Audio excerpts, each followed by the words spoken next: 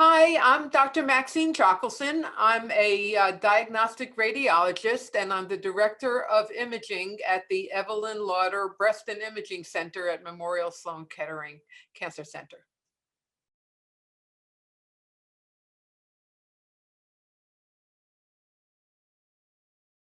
So the dense breast issue is a relatively new issue.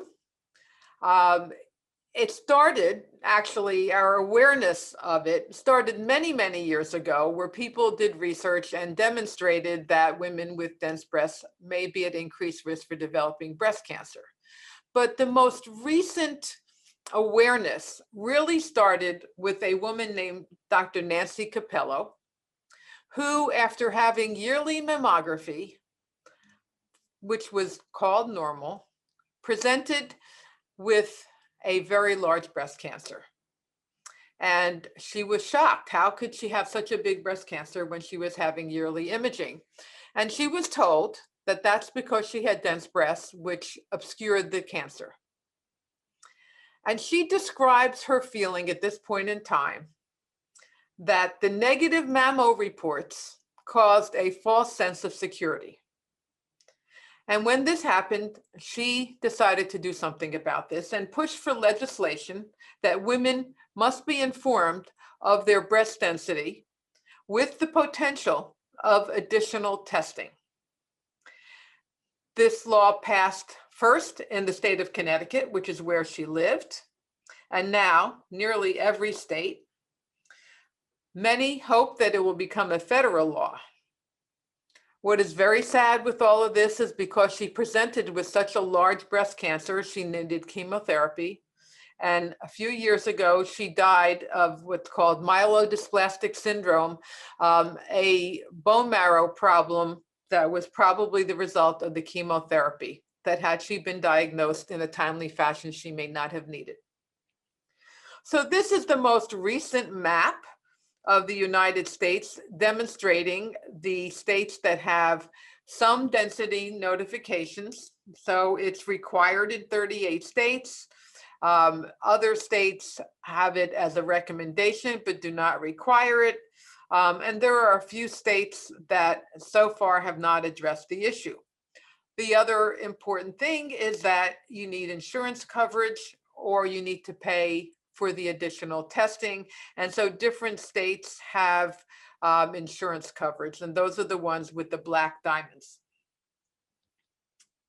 So the categories of breast density are almost entirely fat, and so that's 10% of women. Scattered densities, 40% of women. Heterogeneously dense breasts, 40% of women. And extremely dense breasts, 10% of women. And these are kind of subjective if you're doing it just looking at it by your eye, but now there are many computerized methods to actually determine the density, which is more accurate. So when we look at a mammogram, we have a characterization of the density of the breast. And this is divided into 4 categories. The one on the left, PF, is predominantly fatty, and that is 10% of all women. The second one is scattered fibroglandular densities, and that occurs in 40% of women. Heterogeneously dense breasts is another 40% of women, and extremely dense breasts are in the remaining 10% of women. So the dense breast problem is a twofold issue. First of all, there is an increased risk of breast cancer in women who have dense breasts, but probably the more important problem is the lower sensitivity of mammography, or the lower ability to find cancers the denser the breast is. And those dense breasted women are also the ones at increased risk. So if you take women who have heterogeneously dense breasts, their increased risk compared to a woman with fatty breasts is only 1.2-fold. So it's a small increase. But the women with the extremely dense breasts have a 4.6, almost a 5 times the incidence of breast cancer. And that's 10% of our population. So with this issue, additional imaging or improved imaging is critical. Among the possible studies is tomosynthesis, which people call a 3D mammogram. It's not quite 3D, it's more like a CAT scan, which slices through your breast, and the images appear at 1 millimeter intervals, so very thin images, and that prevents the overlying dense breast tissue from hiding cancers as much as it does on a regular mammogram. So you can find cancers that you don't see on a regular mammogram. You can characterize the margins better. And if you think there's a mass on the mammogram, this may show you that there's no real mass. So tomosynthesis definitely finds additional cancers, 1.5 to 2 additional cancers per 1,000 women. And when women come in for screening, there are fewer times that they have to come back for additional imaging. And this is an example of a woman who has a very dense breast. It's a young woman whose sister was just diagnosed as having breast cancer. And when you do the tomo, you can actually find the cancer coming into view right here. That's irregular mass that you really don't see very well on the mammogram. However, tomosynthesis is also imperfect. This is a woman who had a right breast cancer. She had a tomosynthesis exam of the left breast, which is not very dense. It was normal. She also had an MRI, and the MRI demonstrated something called non-mass enhancement. And this was another cancer that was not seen on tomosynthesis. Another exam that's useful in women with dense breasts is screening ultrasound. Multiple studies have demonstrated that we can find approximately 3.5 per 1,000 additional cancers in the breast of a woman who has a normal mammogram when you add screening ultrasound. So this is another way of finding additional cancers.